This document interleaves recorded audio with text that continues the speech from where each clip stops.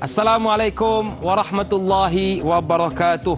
Allahumma salli ala Sayyidina Muhammad wa ala ali Sayyidina Muhammad. Salam subuh dan selamat datang ke program Tanyalah Ustaz. Biar tahu, jangan keliru, kepada seluruh keluarga besar Tanyalah Ustaz, baik yang berada di semenanjung tanah air Sabah, Sarawak, Brunei, Darussalam, Indonesia, Singapura dan di mana jua anda berada. Terima kasih atas tontonan, terima kasih atas perhatian. Sedang penonton yang dirahmati Allah sekalian, seperti biasa pada pagi ini kita ingin menyambung kembali perbincangan kita berkenaan surah As-Saffat. Dalam surah As-Saffat ada 182 ayat. 150 ayat telah kita bahaskan bersama dengan panel-panel yang pelbagai. Oleh itu pada pagi ini kita nak menyambung kembali perbincangan kita berkenaan surah As-Saffat bermula ayat 151 hinggalah ayat 160. Jadi saya rasa elok jikalau ibu-ibu, ayah-ayah, abang-abang, akak-akak, adik-adik boleh mendapatkan satu Al-Quran untuk kita lebih nampak perjalanan ayat pada pagi ini. Dan bersama dengan kita seperti yang telah diwawarkan guru kita yang mulia, siapa lagi kalau bukan guru yang disayangi ramai, iaitu Al-Fadhil Ustaz Prof Madya Datuk Dr. Muhammad Farid Ravi Hamdullah. Assalamualaikum Datuk. Waalaikumsalam warahmatullahi wabarakatuh. Banyak handsome ah. Nanti Ustaz bagi belanja kopi. Okey, Ustaz, ambil akaun lah. Baik, terima kasih kepada Datuk yang sudi bersama dengan kita pagi ini. Juga kepada seluruh keluarga besar Tanyalah Ustaz yang ada sebarang persoalan, boleh saja buat panggilan ke 1800 8816 betul 77, dan boleh juga ke ruangan Facebook kami Tanyalah Ustaz TV3. Pastikan soalan berkaitan topik kita iaitu surah As-Saffat ayat 151 hinggalah ayat 160. Jadi seperti biasa, jom kita dengarkan dahulu bacaan yang akan diperdengarkan oleh guru kita yang mulia. Silakan Datuk.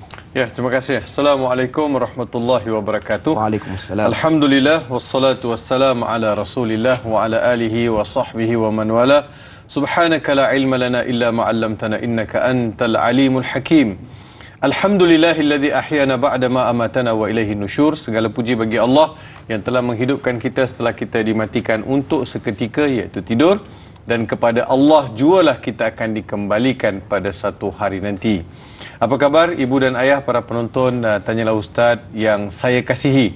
Semoga ibu ayah sentiasa dalam dekapan kasih sayang Allah Subhanahu wa taala, dan sebaik-baik hari dimulakan dengan Al-Quran, kerana naungan Al-Quran itu besar maknanya untuk kita.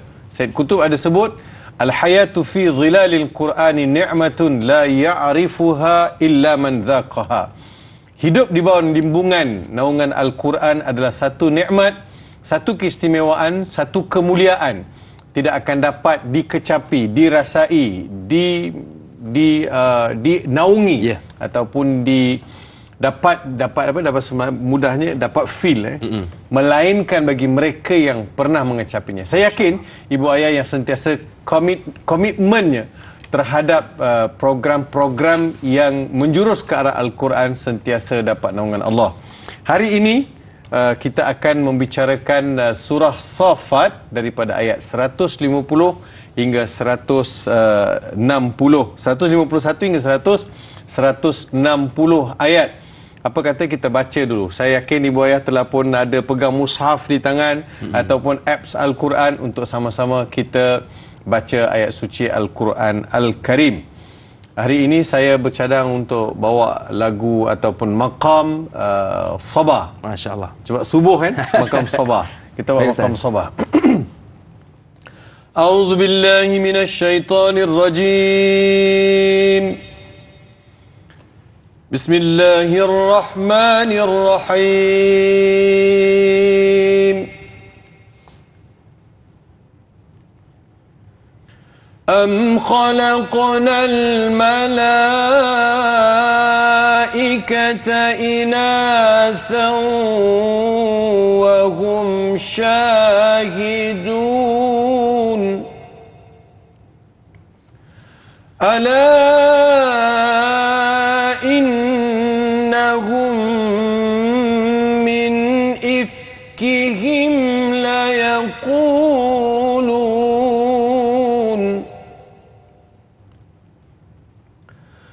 ولد الله وإنهم لكاذبون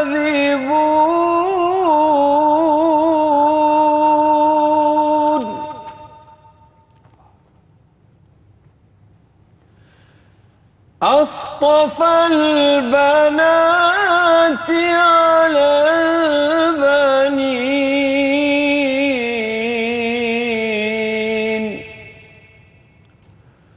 ما لكم كيف تحكمون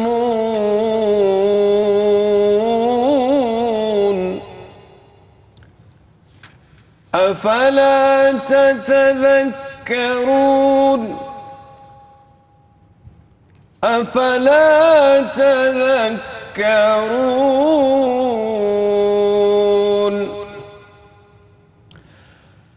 أم لكم سلطان مبين فأتوا بكتابكم إن كنتم صادقين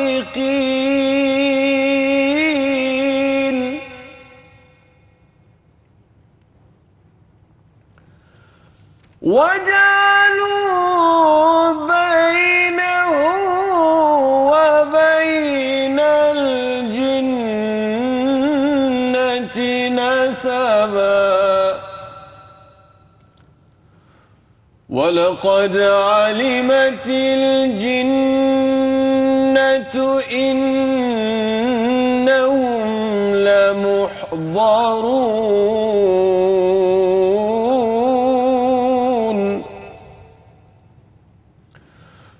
سبحان الله عما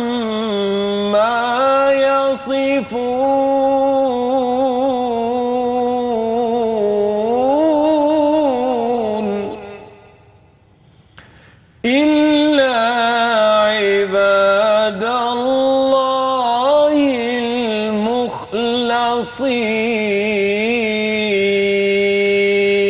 المخلصين صدق الله العظيم صدق الله العظيم. Maksudnya, ketahuilah bahawa sesungguhnya dengan sebab terpesongnya dari kebenaran, mereka berkata, Allah beranak, sedang mereka sesungguhnya adalah orang-orang yang berdusta.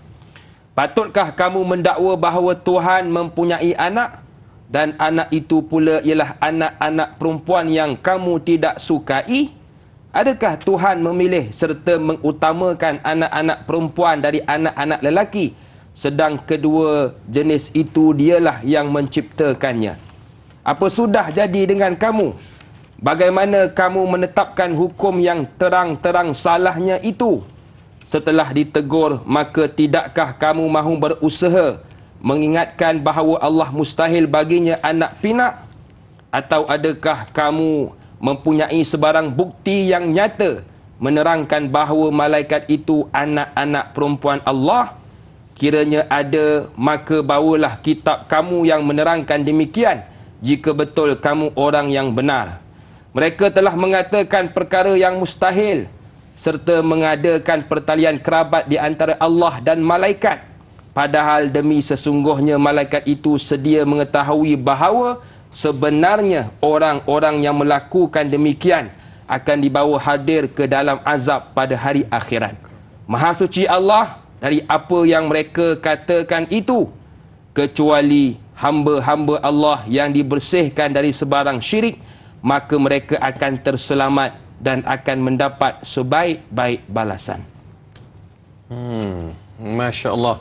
Terima kasih atas bacaan terjemahan oleh yang berbahagia Ustaz Hakim. Terima kasih Ustaz. Terima kasih kepada Bu Ayah. Begitulah ayat suci Al-Quran daripada ayat 151 hingga 160 yang kita baca.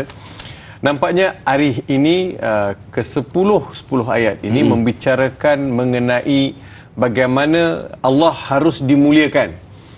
Allah Subhanahu wa taala Tuhan yang tunggal, yang tidak boleh dinisbahkan dengan sesuatu apapun. Namun di awal-awal Islam, bila Nabi Muhammad sallallahu alaihi wasallam bawa agama ini kepada masyarakat Arab Quraisy, mereka menuduh Allah ini ada anak. Allah ini ada anak Allah ialah para malaikat. Juga ada di sana beberapa riwayat yang menjurus kepada tuduhan kafir Quraisy bahawa Allah ini berkahwin dengan jin, berumah tangga dengan jin dan juga melahirkan anak-anak perempuan. Jin-jin itu melahirkan anak perempuan, maka anak perempuan itulah kemudiannya jadi malaikat. Ini satu rekaan dongeng, mitos, tidak ada asas langsung. Sebab itu Quran mempertahankan kesucian ketuhanan Allah Subhanahu wa taala bukan ke atas kaum Quraisy mata-mata, juga ke atas kita sebagai umat Nabi Muhammad sallallahu alaihi wasallam yang sentiasa meletakkan ketuhanan Allah tidak dicemari dengan apa-apa sekalipun. Dengan apa-apa sekalipun. Sebab Allah beritahu laisa kamitslihi syai'. Allah tidak serupa dengan sesuatu apapun. Allah Subhanahu wa taala tidak perlu anak, tidak perlu kawan, tidak perlu isteri, dan Quran sebutkan kadang-kadang orang kafir Quraisy tuduh sahibah. Kan Allah Subhanahu wa taala ini ada sahibah, wa annahu ta'ala jaddu rabbina mattakhadallahu sahibatan wala walada. Allah Subhanahu wa taala tidak perlukan kepada pasangan sehingga melahirkan anak. Jadi tuduhan-tuduhan ini ada untuk memperlihatkan bahawa agama yang Nabi Muhammad bawa ini bukanlah satu agama yang baik sangat, bukanlah satu agama yang tidak ada cacat celanya dan tidak jauh beza dengan apa yang difahami oleh kafir Quraisy. Datang ayat-ayat ini membetulkan persepsi dan juga mengajak mereka berhujah, mengajak mereka yang buat tuduhan ke atas Allah, ayuh kalau kalian berada di landasan yang benar, bahawa tuduhan kalian itu betul, ayuh datangkan dalil, datangkan bukti. Maka Allah Subhanahu wa taala beritahu bagaimana mereka menyusun bicara tuduhan ke atas Allah Subhanahu wa taala. Lihat ayat 150. Allah berfirman, am khalaqnal malaikata inathan wa hum syahidun. Atau adakah mereka hadir sendiri menyaksikan kami menciptakan malaikat-malaikat itu, yang mana malaikat-malaikat itu perempuan. Bagaimana dituduh malaikat itu perempuan? Adakah kerana disebabkan ada ta marbutah? Ta marbutah kan? Sayyarah. Kalau bait muzakkar. Sayyarah sebab ada ta marbutah dia jadi muannas. Itu basic bahasanya begitu. Tapi dia tidak boleh diukur selama-lama bahawa bila ada ta marbutah itu adalah perempuan. Allah Subhanahu wa taala menggunakan lafaz malaikah kerana dari sudut bahasa Arabnya adalah jamak ataupun jamak taksir. Jamak taksir ini boleh jadi muzakkar, boleh jadi muannas dari sudut penggunaan uslub bahasa. Kalau semua yang ada ta marbutah kita nak nisbahkan perempuan, hamzah. Tulis hamzah dalam bahasa Arab. Betul? Ada ta marbutah di Ha, ujung. mim, zai, ta marbutah. Takkan hamzah tu perempuan? Talha, ada ta marbutah. Ta, lam, ha, ta marbutah. Adakah Talha tu perempuan? Tidak kan? Disebab bahasa Arab ini dia adalah sangat unik kerana perlu lihat kepada, kalaulah nak lihat kepada malaikat itu perempuan, lihat pada mufrad, lihat pada jamak dia. Lihat pada jamak, dia akan jadi malak. Malak, malaikah. Jadi Allah Subhanahu wa taala menggambarkan bahawa malaikat ini bukanlah harus dinisbahkan kepada jantina. Sebab malaikat tak ada jantina. Betul. Adakah malaikat jantan, adakah malaikat betina? Takkan Jibril itu dikatakan malaikat jantan dan juga malaikat Israfil itu betina? Tak betul. Sebab dalam bahasa Arab Allah Subhanahu wa taala telah menyatakan bahawa malaikat-malaikat ini tidak ada jenis, tidak ada dari sudut jantina. Begini, kejadian manusia disebut dalam Al-Quran daripada tanah. Betul kan? Betul. Kejadian jin disebut dalam Quran daripada api. Kan dalam surah Ar-Rahman Allah Subhanahu wa taala beritahu min salsalin fakhar. Kemudian min marijim min nar. Marij min nar. Jadi malaikat manusia dijadikan daripada tanah, manakala jin dijadikan daripada manusia dijadikan daripada tanah. dan jin pula dijadikan daripada api. Manakala ciptaan malaikat tidak disebut dalam Al-Quran. Tidak disebut di dalam Al-Quran. Pernah sekali Rasulullah sallallahu alaihi wasallam beritahu kepada Aisyah, hadis riwayat sahih. Qalat Aisyah bertanya kepada Rasulullah sallallahu alaihi wasallam, baginda beritahu, qala Rasulullah sallallahu alaihi wasallam, khuliqatil malaikatu min nur wa khuliqal janu min marijim min nar wa khuliqa Adam mimma wusifa lakum. Yang bermaksud, sesungguhnya malaikat-malaikat itu dijadikan daripada cahaya, nur. Manakala jin itu dijadikan daripada api. Manakala manusia dijadikan daripada turab. Seperti mana kalian maklum, manusia itu daripada apa asal usul dia. Jadi ini menggambarkan bahawa malaikat itu dijadikan daripada nur, cahaya. Dia, bagaimana kita nak menggambarkan ataupun nak dihadirkan dalam bentuk visual. Malaikat itu dijadikan daripada cahaya. Sukar. Cahaya Allah Subhanahu wa taala ini adalah satu yang sangat luar biasa. Kalau kita pergi detail pula, para malaikat ini bilangannya terlalu ramai. Betul, Ustaz. Terlalu ramai. Dan malaikat ini pula Allah Subhanahu wa taala tidak bekalkan dengan jantina. Kalau ada jantina mesti dibekalkan juga dengan nafsu. Malaikat-malaikat ini Allah beritahu, la ya'sunallaha ma amarahum wa hum yaf'aluna ma yu'marun. Para malaikat ini sama sekali tidak pernah mengingkari apa-apa perintah Allah. Mereka kerja mereka laksanakan. Apa yang Allah perintahkan. Nabi seperti mana Nabi SAW beritahu, Salam. Hakim? Ya, Ustaz. Mengenai kejadian malaikat Jibril. Kita cerita malaikat Jibril sikit. Malaikat Jibril ni Allah jadikan daripada cahaya seperti malaikat-malaikat lain. Pada hari Allah jadikan malaikat, Allah jadikan daripada cahaya ni, Allah jadikan malaikat Jibril. Pada hari malaikat Jibril dijadikan, malaikat Jibril sebut bila dia dilahir, yauma wulida Jibrilu alaihi salam fi hadzal kauni qal la haula wala quwwata illa billahil aliyil azim. Hari malaikat Jibril diciptakan, malaikat Jibril sebut la haula wala quwwata illa billahil aliyil azim. Walaupun dia adalah malaikat yang paling hebat, masya-Allah, 600 janah, 600 sayap kanan, 600 sayap kiri. Kalau dilibas, nothing, habis. Dunia ni hancur. Itu malaikat Jibril. Tiba-tiba datang pula orang kata malaikat-malaikat ni perempuan. Jangan sampai kena libas dengan malaikat. Baik Datuk, sebelum kita kena libas dengan malaikat, kita nak beristighfar seketika. Kembali selepas ni pastinya dalam Tanyalah Ustaz, biar tahu, jangan keliru.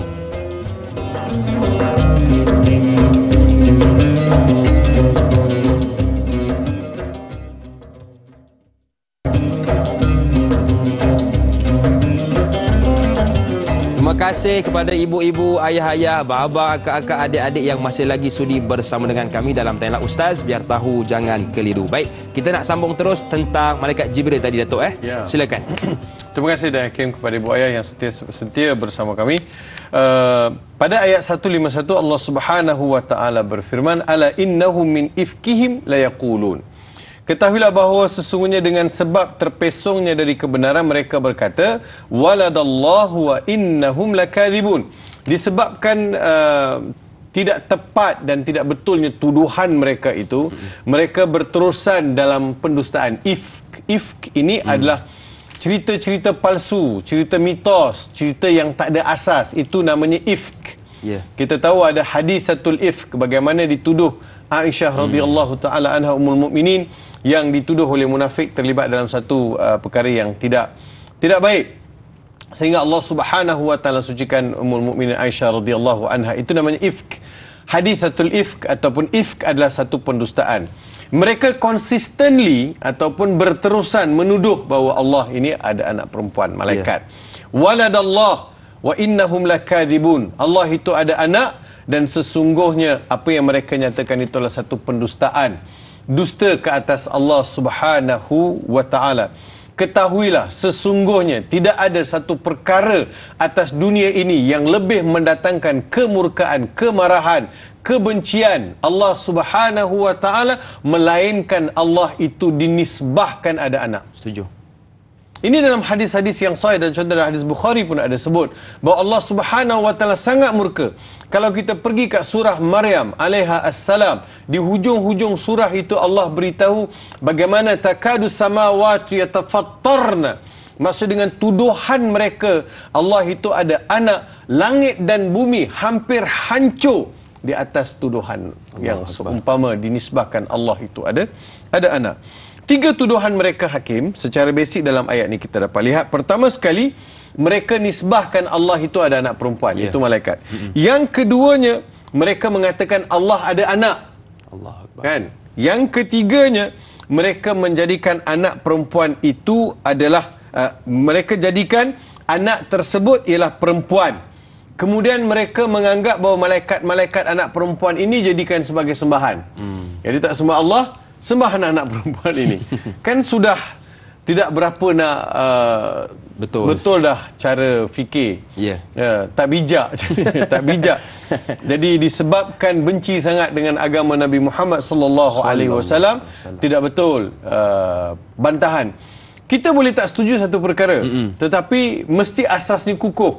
Setuju. Saya boleh tak setuju dengan hakim, hakim boleh tak setuju dengan ustaz. Datangkan hujah Datangkan hujah. Jadi kita datangkan hujah masing-masing. Hatu burhanakum in kuntum sadiqin. Kemudian Allah beritahu astafal banati 'alal banin. Mereka telah memilih anak perempuan ke atas Allah berbanding dengan anak lelaki. Sedangkan orang Arab Quraisy sendiri dia tak nak anak perempuan. Betul? Mereka akan rasa benci kepada anak perempuan. Ada setengah riwayat sebut mereka akan bunuh pula anak perempuan. Mereka akan malu, rasa malu dan terpaksa menanggung satu bebanan yang besar. Sebab itu sebelum Islam. Sebelum Islam, memang perempuan itu dilihat sebagai barang dagangan, dijadikan sebagai pemuas nafsu. Datang Islam, Islam mengangkat wanita.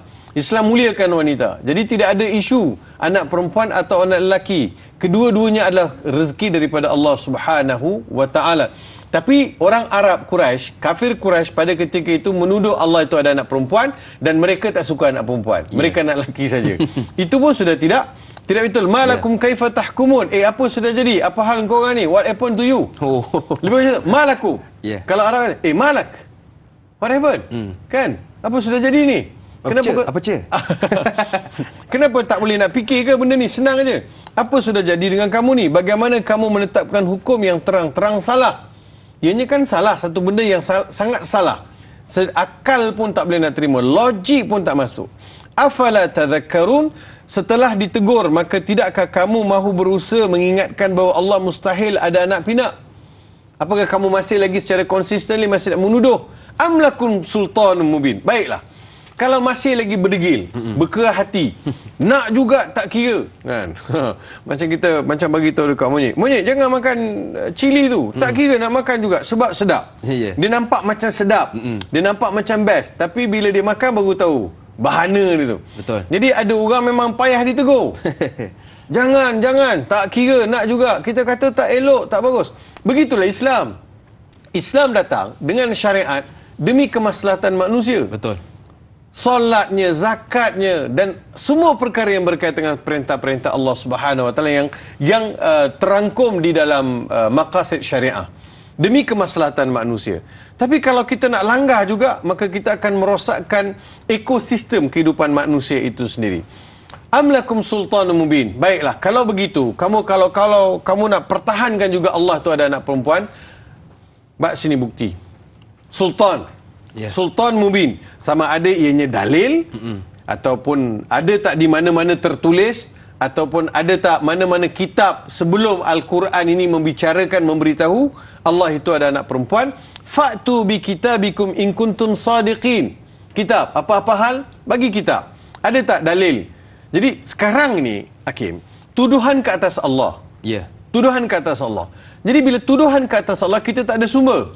Kafir Quraisy tak ada sumber. Kalau betul kalian nak mempertahankan demikian, ada tak di mana-mana ayat yang diturunkan oleh Allah Subhanahu Wa Taala sama dalam Quran atau kitab-kitab sebelumnya, Taurat ke, Injil ke, Zabur ke, Asfarul Anbiya ke, ada tak di mana-mana mention anak perempuan ini, malaikat adalah anak perempuan? Ada tak?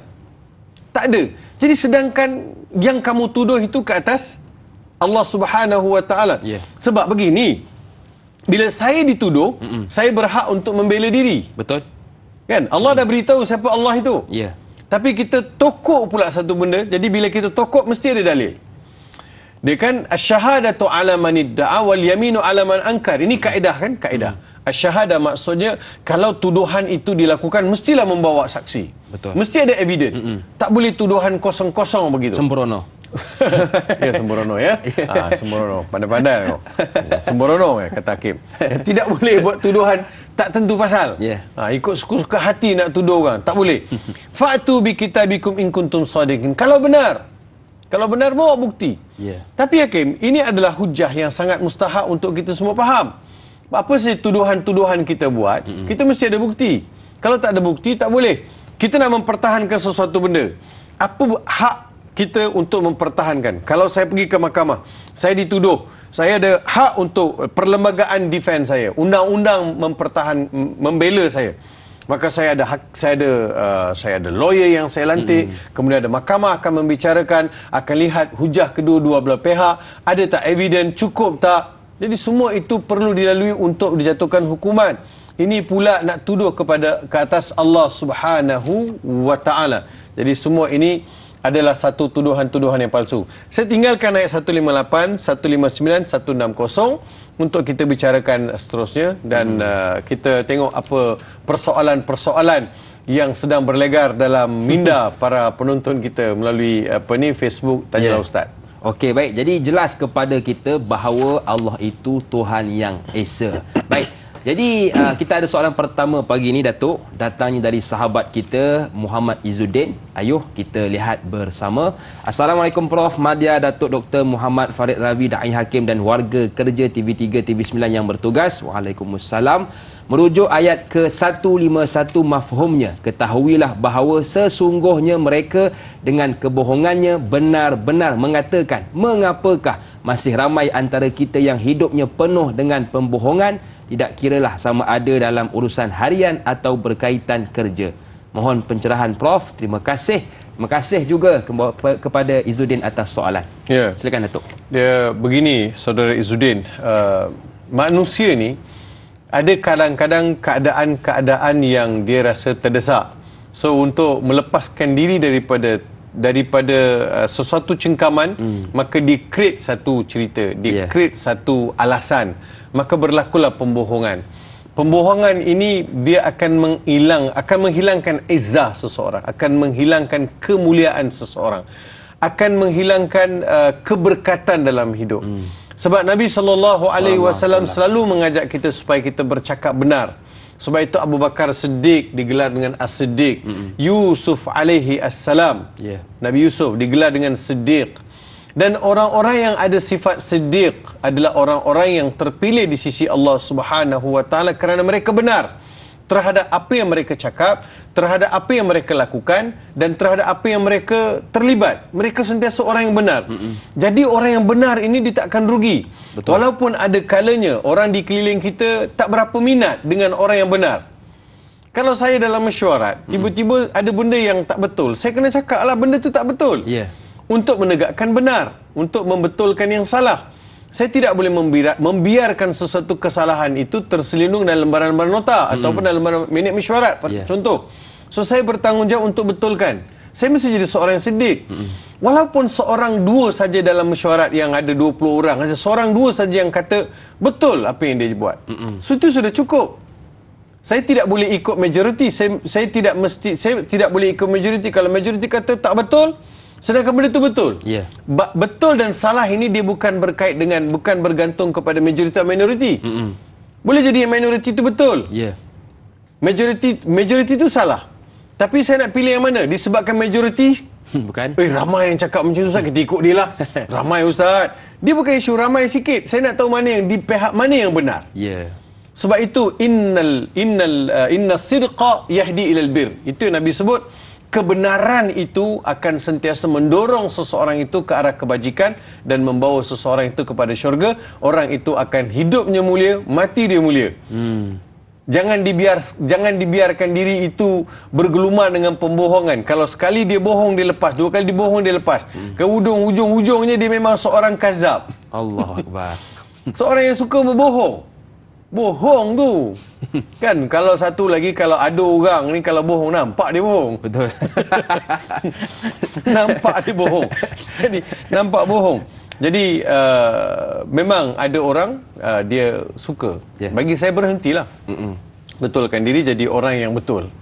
Itu lebih mulia. Betul. Jadi kita ikut yang benar, jangan ikut majoriti walaupun dia banyak tapi tetap salah. Baik, kita nak bertakbir seketika. Jangan ke mana-mana, teruskan bersama dengan kami dalam Tanyalah Ustaz, biar tahu jangan keliru.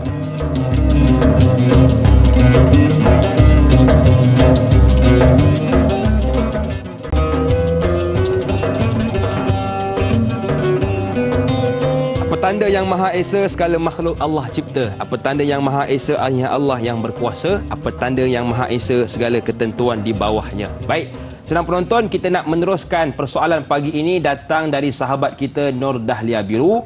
Assalamualaikum Ustaz, Daid serta semua kru Tanyalah Ustaz. Waalaikumsalam. Pada ayat 153, bagaimanakah penetapan hukum Allah terhadap anak-anak perempuan dan anak-anak lelaki seperti mana yang dinyatakan di dalam Al-Quran? Mohon pencerahan Ustaz.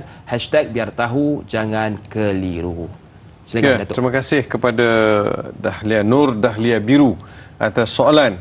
Mengapa disebutkan dahulu anak-anak perempuan kemudian baru anak-anak lelaki? Siapakah yang mengucapkan pertanyaan tersebut? Yang mengucapkan pertanyaan tersebut adalah kafir Quraisy lah. Mereka yang buat tuduhan. Kenapa didahulukan anak perempuan sekata anak lelaki? Sebab mereka nak pilih anak lelaki untuk mereka dan anak perempuan untuk Allah. Ini tuduhan. Jadi sebab itu mereka menuduh ke atas Allah Subhanahu Wa Taala, Allah ada anak perempuan dan mereka ada anak lelaki. Sedangkan seperti mana saya sebut, orang kafir Quraisy sendiri tidak berminat memiliki anak-anak perempuan. Mereka lebih suka memiliki anak-anak lelaki. Kan Allah Subhanahu Wa Taala datangkan balik hujah itu dalam uslub mereka, untuk mereka fikir dan mereka menyatakan ketetapan daripada mana asal usul sumber serta hujah mereka. Bagaimanakah penetapan hukum Allah Subhanahu Wa Taala terhadap anak-anak perempuan dan anak-anak lelaki seperti mana yang ada dalam Al-Quran? Dalam Al-Quran banyak ayat cerita mengenai anak lelaki, anak perempuan, termasuklah dari sudut agihan harta pusaka dan juga perkara-perkara berkaitan dengan ciptaan. Dan Allah Subhanahu Wa Taala beritahu dialah yang merezekikan bagi manusia sama ada anak yahabu liman yasha'u inathan aw dhukura. Allah yang mengurniakan untuk manusia sama ada nak bagi anak lelaki maupun anak perempuan. Huwallazi yusawwirukum fil arhami kaifa yasha. Dialah menjadikan kamu dalam perut ibu seperti mana dia mahu, yang dikendaki. Dari sudut rupa, dari sudut jantina, semua itu adalah hak Allah Subhanahu Wa Taala. Jadi kesemua mereka ada kelebihan, ada kedudukan tersendiri. Cuma golongan orientalis saja yang selalu menimbulkan beberapa kekeliruan dalam ajaran Islam ini. Contohnya, bila harta pusaka itu diberikan kepada anak lelaki 2, anak perempuan 1. So mereka jadikan sebagai alasan, tengok Islam ni telah memuliakan lelaki dan menghina perempuan. Telah mendiskriminasi perempuan. Oleh demikian, perempuan dapat sikit, lelaki dapat banyak. Di dalam Al-Quran, kalau kita belajar mengenai pembahagian harta pusaka, Hakim, dia ada 12 golongan yang dinamakan sebagai frontliner yang akan dapat harta pusaka, yang berhak dapat harta pusaka, dia frontliner. Dalam 12 golongan ini, 8 perempuan.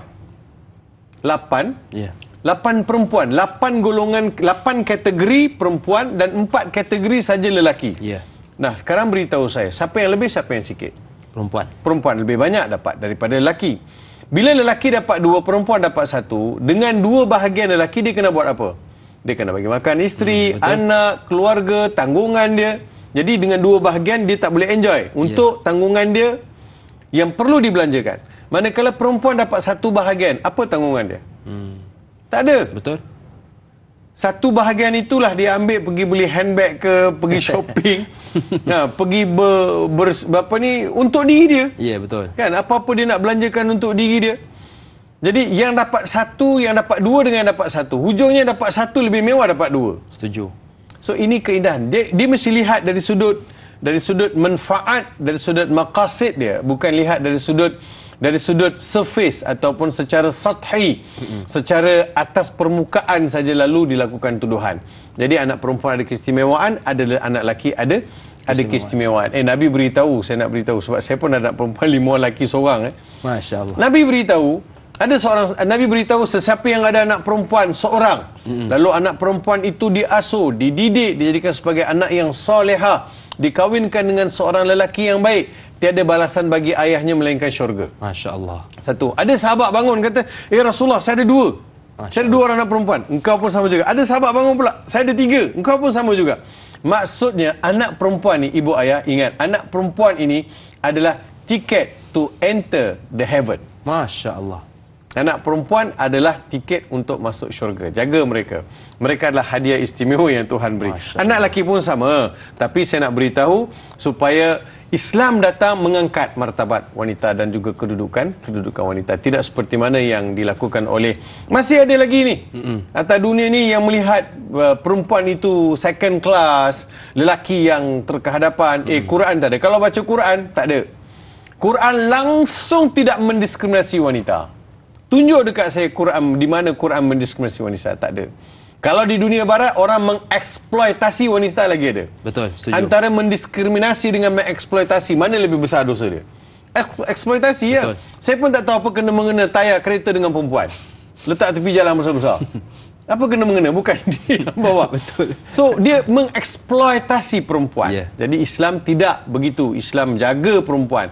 Dan kita disuruh jaga perempuan. Ar-rijalu qawwamuna 'ala nisa bima faddalallahu ba'dahum 'ala ba'd. Lelaki itu disuruh jaga perempuan. Bukan untuk dipukul-pukul, bukan untuk ditengking-tengking, bukan untuk diherdik-herdik. Jaga dia.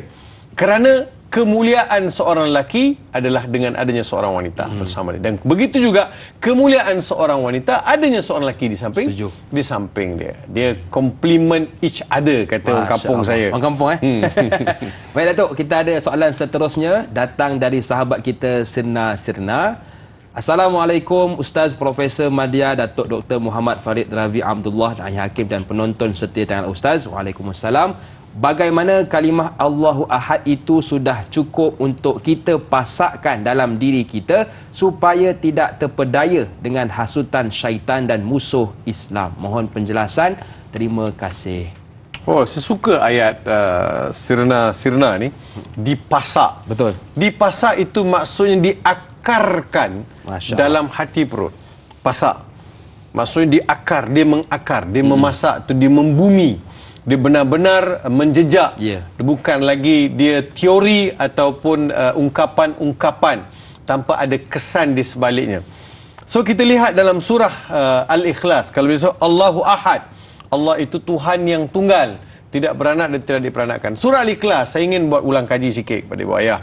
Kita rajin baca surah Al-Ikhlas. Nabi pun sebut sepertiga. Sekali baca sepertiga. 3 kali baca seolah-olah dia khatam Quran. Pahala dia. Tapi kita tak mahulah 3 kali baca dapat pahala khatam Quran. Tetapi kita tidak memahami, menyelami, mentadabbur surah Al-Ikhlas.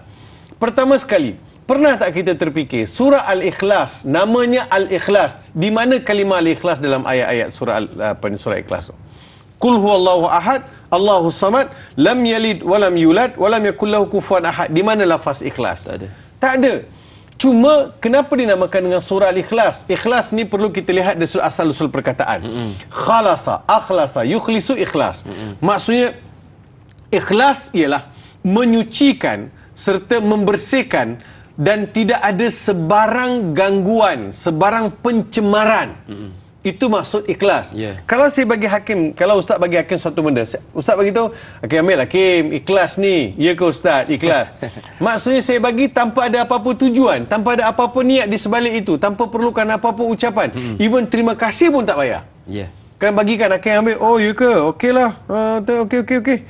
Oh, okey. Jalan. Lepas tu lupa cakap terima kasih. Saya kata, kau ngasam punya hakim. Kan? Dalam ambil hadiah. Terima kasih pun tak cakap. Quran sebut la nuridu minkum jazaan wala syukura. Orang ikhlas, dia bagi dia tak mengharapkan balasan. Masya-Allah. Even terima kasih pun dia tak akan tunggu. Tak cakap terima kasih, dia terkilan terus. Terima kasih pun tak cakap, aku bagi dia. Quran kata jangan. Even terima kasih. Kalau terima kasih kita tidak boleh mengharap daripada orang yang kita beri sesuatu perkara, jangankan kau nak mengharapkan membalas. Asyik aku je bagi, dia tak bagi. Jadi Islam mengajar kita erti keikhlasan. Begitu juga ikhlas kita dengan Allah Subhanahu wa taala. Qul huwallahu ahad, Allahus samad, lam yalid wa lam yulad wa lam yakul lahu kufuwan ahad. Ada masa tak, Kim? Boleh, Ustaz? Boleh. Surah Al-Ikhlas ni saya nak sebut sikit. Asal usul sebab turun surah Al-Ikhlas. Datang sekumpulan manusia jumpa Nabi sallallahu alaihi wasallam. Ada Yahudi, ada Nasrani, ada Majusi.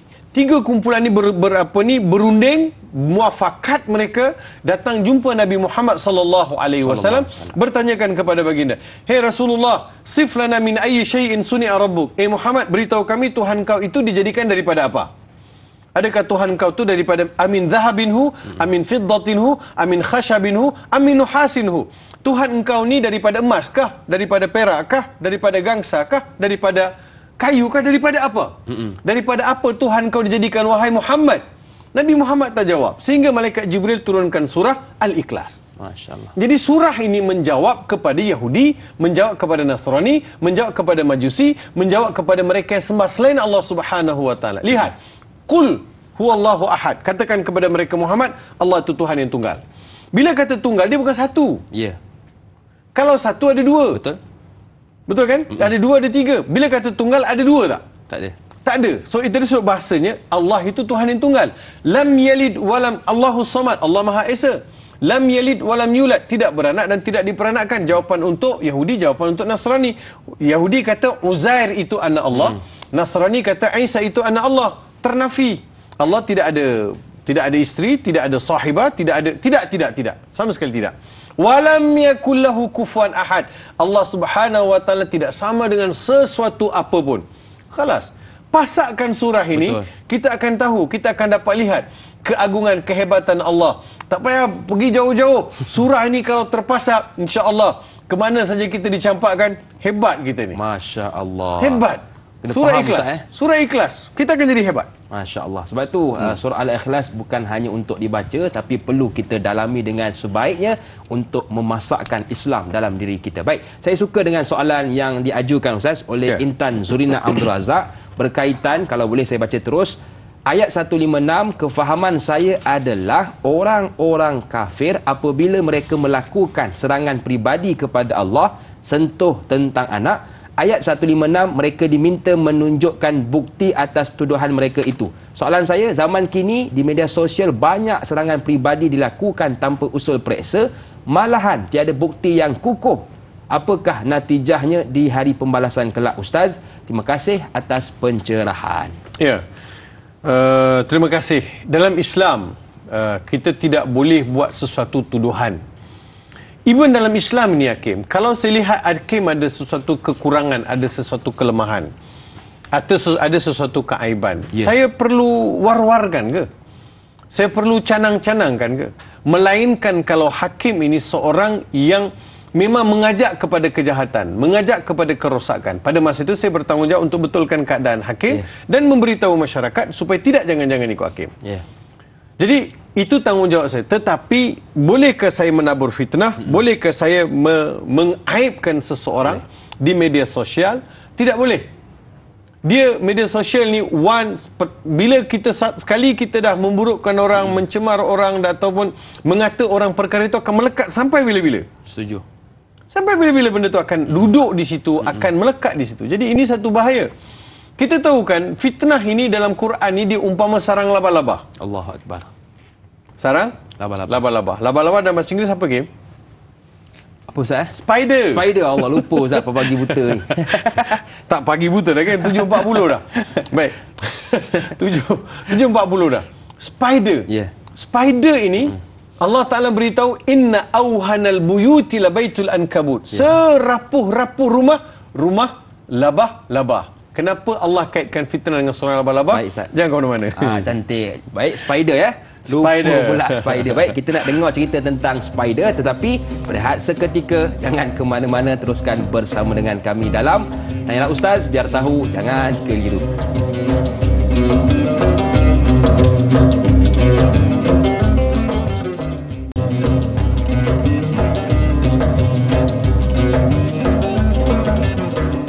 Pertubuhan Akademi Al-Bayan kini sedang giat dijalankan dan diusahakan seperti mana tuan-tuan, puan-puan dapat lihat di belakang saya. Marilah sama-sama kita menyokong dan memberi infak ke tabung pembangunan Akademi Al-Bayan, khususnya dalam 10 hari yang terawal dalam bulan Zulhijjah. Berdasarkan hadis Nabi SAW, tidak ada amalan yang paling Allah sayang, yang paling Allah cinta, melainkan amalan yang dilakukan pada 10 Zulhijjah.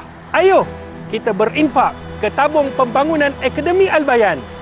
Satu agama, pelbagai bangsa.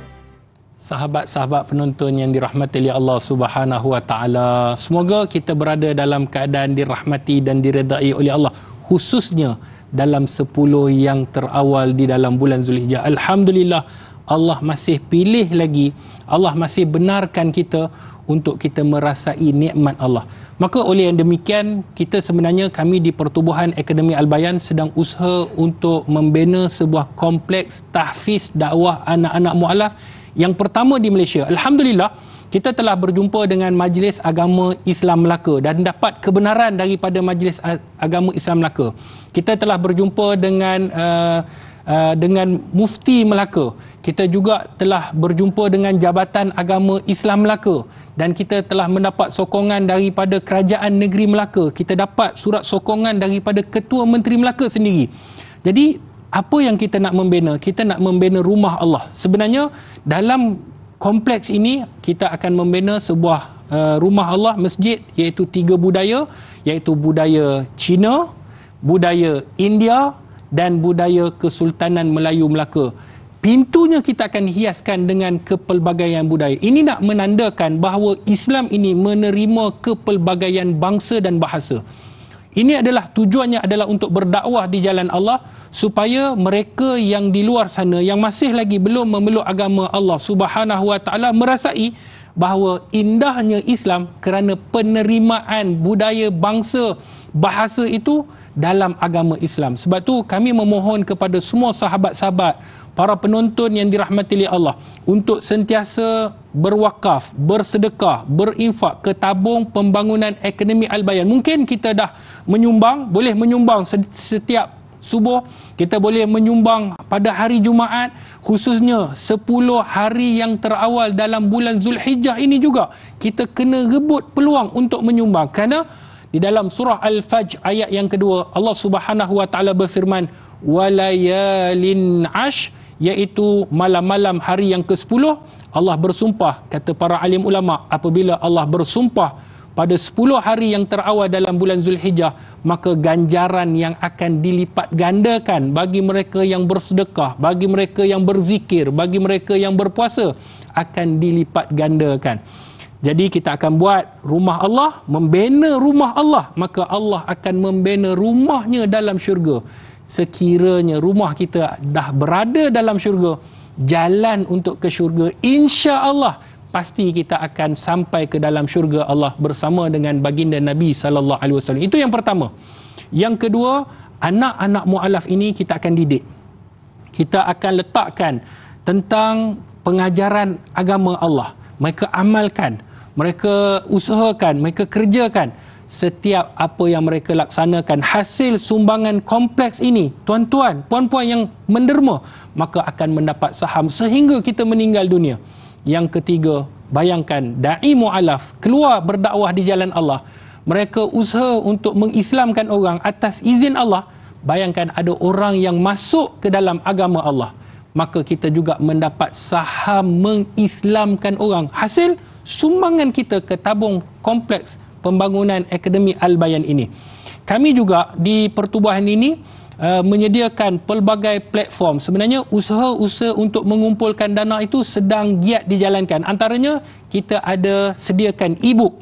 Boleh pergi ke laman web untuk menyumbang, sama ada menyumbang secara terus ataupun ke dalam laman web, dan di sana ada e-book. Dia ada sana ada penulisan-penulisan yang boleh kita download secara percuma dan membaca sambil menyumbang.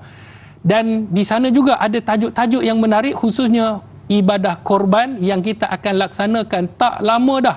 Jadi boleh menyumbang terus ke tabung pembangunan Akademi Al-Bayan. Dan yang kedua, kita ada sambal teriak. Ini antara inisiatif yang kita buat. Dan yang hebatnya, yang sedapnya, sambal ini bukan saja kalau kita lihat dia boleh makan dengan nasi panas-panas contohnya, ataupun makan dengan bubur. Dia senang digunakan dan mudah mesra pengguna. Kenapa? Kerana ada zip lock ni. Kita buka, bila tak habis kita boleh zipkan balik.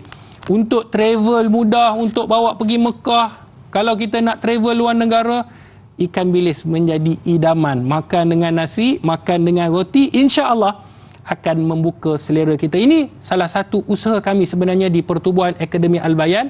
Untuk tujuan apa? Untuk tujuan mengumpul dana. Setiap pembelian, maka kita akan menyumbang ke tabung pembangunan Akademi Al-Bayan. Bererti makanan kita dapat dan sumbangan pun kita dapat berikan. Ayo sama-sama kita menyokong. Ini adalah kerja dakwah kita. Kita kena usahakan untuk menegakkan kalimah la ilaha illallah di atas muka bumi Allah. Maka semoga ia menjadi saham di kubur kita esok. Bila Allah tanya apa yang kita lakukan, maka kita telah usaha untuk mengeluarkan harta yang kita ada, kita tukarkan dengan ganjaran di sisi Allah Subhanahu wa taala. Semoga dalam bulan Zulhijjah ini Allah merahmati kita, Allah meredai kita, insya-Allah. Akademi Al-Bayan membawa impian besar untuk melahirkan golongan pendakwah yang berupaya menyebarkan syiar Islam dengan menggunakan bahasa yang difahami oleh bangsa mereka sendiri, sekaligus menjadikan mereka ini sebagai aset terpenting umat Islam.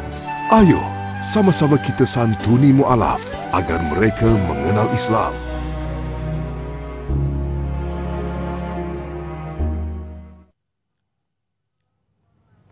Okey, baiklah. Jadi itulah sedikit pesanan dari penaja kita. Jadi ayo sama-sama kita sumbang sedikit sebanyak. Baik, Datuk. Kita nak sambung tentang cerita Spider tadi. 3 minit. 3 minit, Datuk. Silakan. Terima kasih bagi saya peluang untuk sambung cerita Spider. Kalau tak kecil hati Spider. Spider ini Allah Ta'ala sebut sarang dia sarang yang paling rapuh. Rumah dia paling rapuh. Inna awhanal buyuti la baitul ankabut. Masya-Allah. Jadi kalau kita lihat kepada fizikal sarang labah-labah ni, dia kalau ada serangga jatuh ataupun terbang sangkut di sarang labah-labah, boleh tak serangga tu melepaskan diri daripada jadi mangsa labah-labah? Tak boleh. Once dia dah melekat dah tu, tak boleh. Habis. Dia memang tak boleh. Dia akan datang bila sangkut saja, labah-labah tu akan berlari datang, dia akan rap member ni. Kita tengok rap dekat airport tu kan, dia belajar dari labah-labah lah tu. Dia rap, kawan ni rap sampai lemas mati jadi makanan dia. Allah Subhanahu wa taala umpamakan fitnah yang ditaburkan oleh manusia, fitnah yang disebarkan, cerita-cerita palsu mengenai orang. Dia adalah umpama sarang laba-laba. Walaupun nampak sarang tu rapuh, tetapi mangsa tidak boleh melepaskan diri. Kita pun begitu juga. Bila kita dah sebarkan, kita dah taburkan fitnah ke atas seseorang, walaupun asas dia sangat rapuh, tetapi sangat mustahil untuk kita betulkan keadaan. Itu yang kita nak beritahu melalui sentuhan ayat yang kita bicarakan mengenai 156 seperti yang ditanyakan oleh Intan Zurina tadi. Bagaimana dunia hari ini yang syarat dengan pelbagai cerita. Orang kita suka buat dosa dengan jari jemari ini, dengan memforward dan juga memanjangkan, sedangkan kita tahu benda itu betul atau tidak. Walaupun benda itu betul, kita kena tahu saya nak sebarkan untuk apa? Apa tujuan?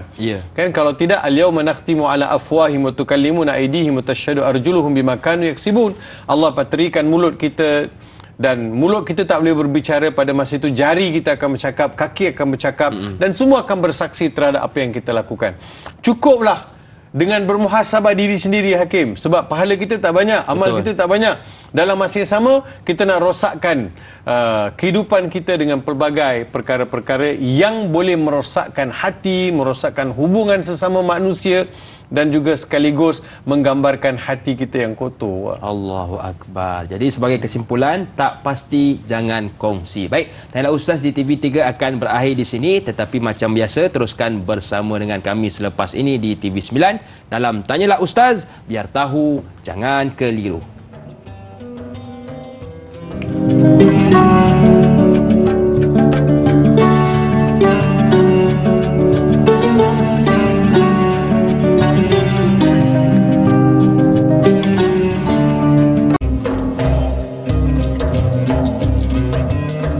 Terima kasih kepada anda yang masih lagi sudi bersama dengan kami dalam Tanyalah Ustaz, biar tahu jangan keliru. Baik, kita nak meneruskan perbincangan surah As-Saffat pada pagi ini. Kita berpindah ke ayat yang ke-157. Betul kan Datuk? Ya. Baik, silakan Datuk. 158. Baik, terima kasih kepada para penonton yang setia bersama kami melalui saluran TV9. Sambungan dalam tafsir kita dan tadabbur kita pada pagi ini. Kita dah sampai ke ayat 158. Allah Subhanahu wa taala berfirman, wa ja'alu bainahu bainal jinnati nasaba wa laqad alimatil jinnatu innahum lamuhdarun. Yang bermaksud mereka telah mengatakan perkara yang mustahil. Maksudnya tuduhan kafir Quraisy yang mengatakan Allah dan anak perempuan, itu malaikat itu adalah perempuan Allah, adalah satu tuduhan yang mustahil, tidak berasas, serta mengadakan pertalian kerabat di antara Allah dan malaikat. Nasabah tadi, perkataan nasabah itu menasabkan kepada Allah sesuatu yang bukan selayaknya bagi Allah Subhanahu wa taala. Padahal demi sesungguhnya malaikat itu sedia mengetahui bahawa sebenarnya orang-orang yang melakukan demikian akan dibawa hadir ke dalam azab pada hari akhirat. Maksudnya apa? Waja'alu bainahu wa bainal jinnati nasaba. Mereka menjadikan di antara Allah dan para malaikat itu nasab. Kenapa dinamakan di sini disebut dengan jin? Kenapa disebut dengan jin? Kan kita kata tadi malaikat, tiba-tiba datang perkataan jin. Jin dalam ayat ini. Dia kata contohnya Imam Al-Baghawi, dia sebut arada bil jinnati al malaika sammu jinnatan lijtinanihim anil absar. Dinamakan malaikat itu dengan jin juga dalam ayat ini kerana tidak dapat dicerap oleh mata kasar manusia. Kita tidak boleh lihat. Jin sendiri, malaikat itu dinamakan dengan jin. Jin itu sendiri dinamakan dengan jin. Syurga juga dinamakan dengan jannah. Jin, jannah, benda yang tidak dapat dilihat. Dan baby dalam perut digelar sebagai janin. Janin juga tidak dapat dilihat. Semua yang tidak dapat dilihat boleh dinisbahkan dengan jin. Jannah, jan maksud hilang.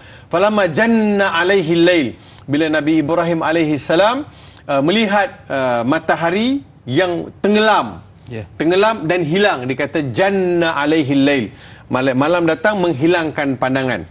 Jadi dinamakan dengan jin. Malaikat juga dinamakan dengan jin, dinisbahkan kepada, dinasabkan kepada Allah Subhanahu wa taala. Walaqad alimatil jinnatu innahum lamuhdarun.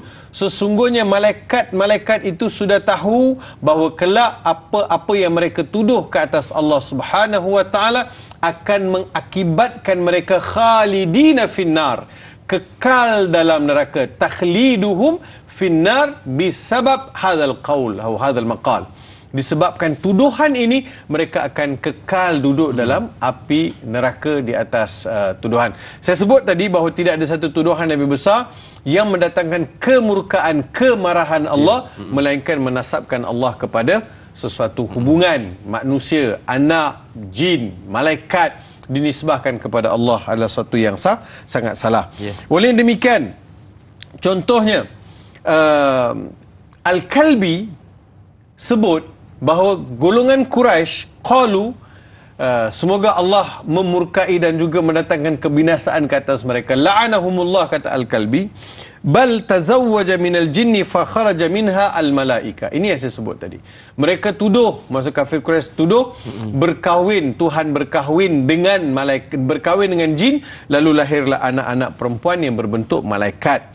Ta'ala Allahu amma yaquluna wa amma yasifun. Maha suci Allah apa yang mereka tuduhkan dan apa yang mereka gambarkan. Wa qad za'ama ba'du Quraisy anna al-malaikata banatullah. Dan begitulah sekumpulan masyarakat Quraisy jahiliyah menuduh anak perempuan bagi Allah adalah malaikat. Qala Al-Hasan Al-Basri, ma'na nasab annahum asyraku syayatin fi ibadatillah. Maksud mereka menasabkan kepada Allah itu juga merupakan satu perbuatan yang hampir atau perbuatan yang dibisik dan diajak oleh syaitan. Kan tuduhan ini. Jadi itulah, mereka kelak akan dapat balasan di sisi Allah Subhanahu wa taala. Ayat 159. Subhanallahi amma yasifun. Maha suci Allah dari apa yang mereka katakan. Maha suci Allah Maha suci Allah. Perkataan subhana ini dengan izin 1 minit atau 1 minit setengah. Perkataan subhana dia asal kalau kita lihat dia dipanggil isim masdar dalam bahasa Arab. Isim masdar atau kata terbitan. Subhana. Daripada subhana ini kita ada sabbaha, telah bertasbih, fi'il madhi. Yusabbihu, sedang bertasbih, fi'il mudhari'. Fi'il madhi tadi past tense. Sedang bertasbih, yusabbihu, fi'il mudhari' dengan present tense. Kemudian kita ada sabbih, fasabbih bihamdi rabbik, fi'il amar, suruh bertasbih menyucikan Allah.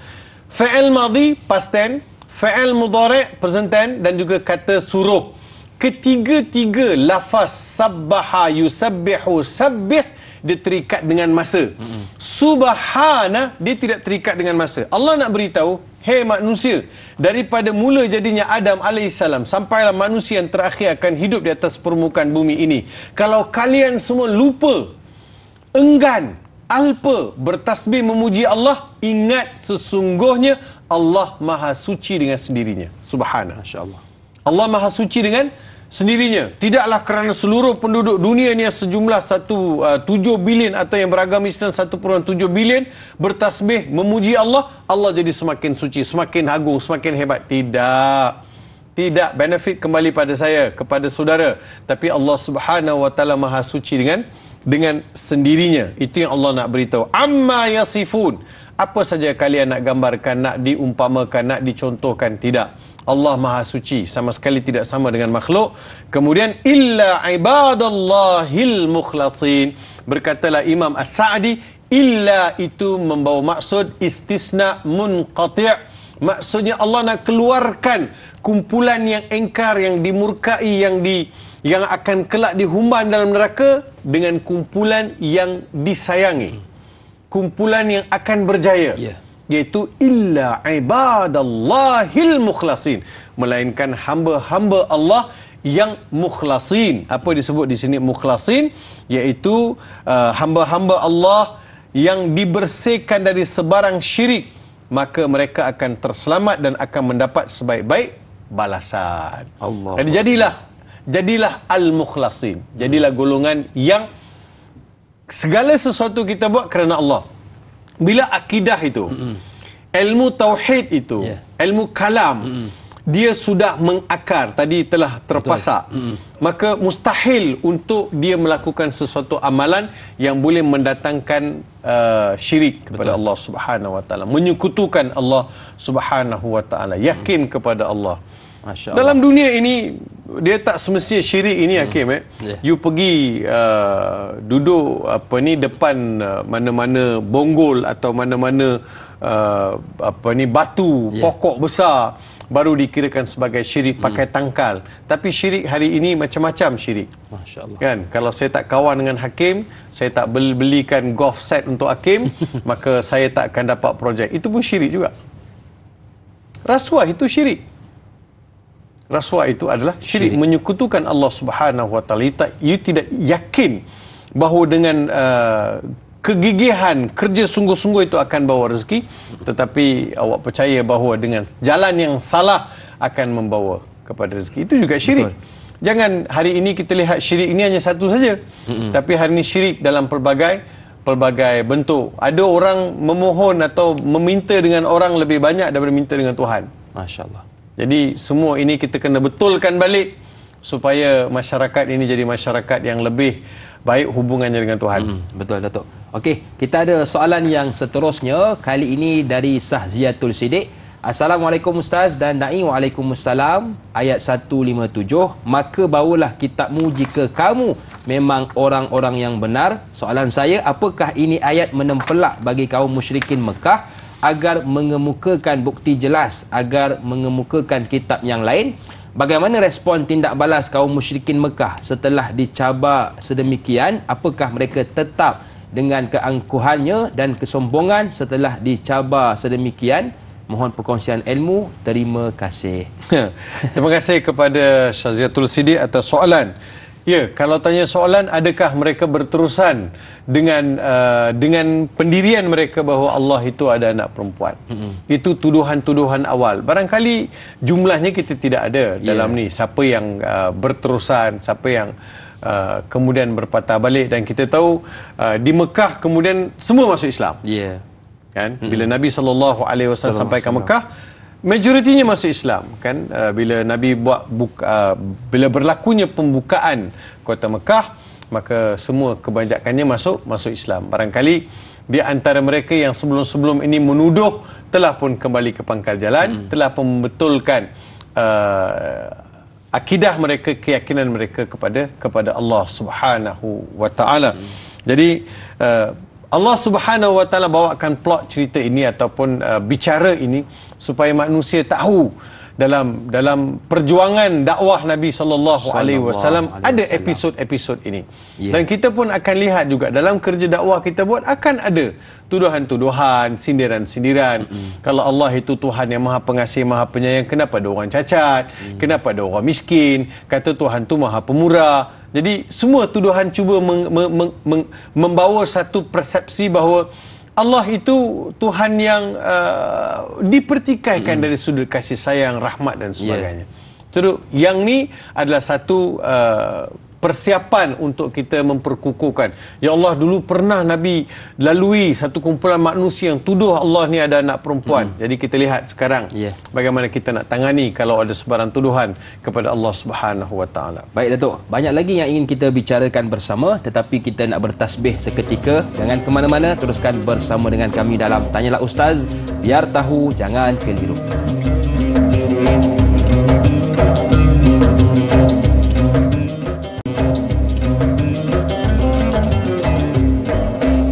Kembali bersua dalam Tanyalah Ustaz, biar tahu jangan keliru. Masih lagi bersama dengan saya Da'i Hakim, juga guru kita yang berbahagia Prof.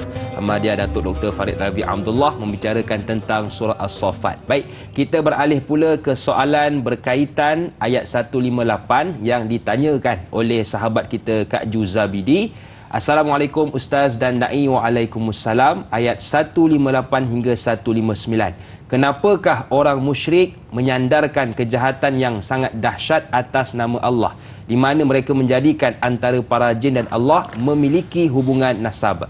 Yang kedua, adakah jin yang menyesatkan manusia telah mengetahui bahawa mereka pasti akan diseret ke neraka? Mohon pencerahan Ustaz. Terima kasih Ustaz. Terima kasih juga kepada Kak Ju atas soalan. Silakan Datuk. Dia sebab Kak Ju attack, dia nak attack kat mana? Bila sesuatu kumpulan mahu diserbu ataupun dia kata apa, attack ni apa? Serbu serang. Serang betul. Bila saya nak serang hakim, saya mesti lihat apa benda yang boleh downkan hakim terus. Baik. Kan? Saya tak sebut mengenai jari, saya tak sebut mengenai kereta, tapi saya sebut peribadi. Kan? Saya sebut peribadi. Saya cuba rosakkan watak itu dulu. Supaya yang lain semua hancur. Kan? Ini dari sudut perang, serang peribadi nama dia. So sekarang serangan yang dilakukan adalah serangan kepada ketuhanan Allah. Bila kata Allah itu Tuhan yang satu, Allah itu Tuhan yang esa, Allah itu tidak beranak, tidak diperanakkan, Allah itu Tuhan yang mulia, Allah itu berdiri dengan sendirinya, maka datanglah tuduhan tu sebab nak attack.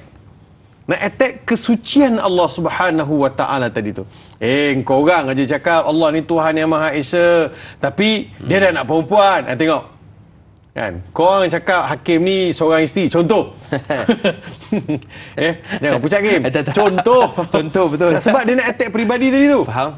Dia attack peribadi. Sebab bila crash peribadi itu, barulah orang lain boleh masuk. Kan? Crashkan hakim, crashkan Farid Ravi supaya orang lain boleh dapat job. Contoh. So dia attack tu, attack pada peribadi. Faham. Samalah sekarang pun. Kalau kita lihat dalam dunia luar pun, kan? Orang akan attack peribadi ya. Setuju. Kan? Lebih-lebih lagi dalam dunia politik. Ya Allah. Kan? Dengan izin, minta maaf lah kawan-kawan kita kat luar tu. Jadi dia attack peribadi kan? Dia kan attack peribadi. Dia tak attack pada engkau cara jalan, cara engkau makan, cara minum. Dia tak attack tu. Dia akan attack peribadi.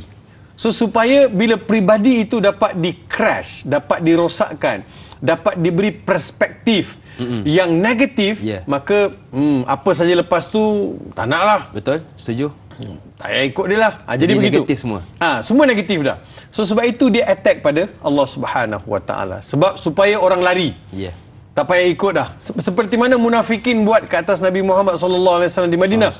Bila munafikin di Madinah kata humul ladina yaquluna la tunfiqu ala man 'inda Rasulillahi hatta yanfaddu.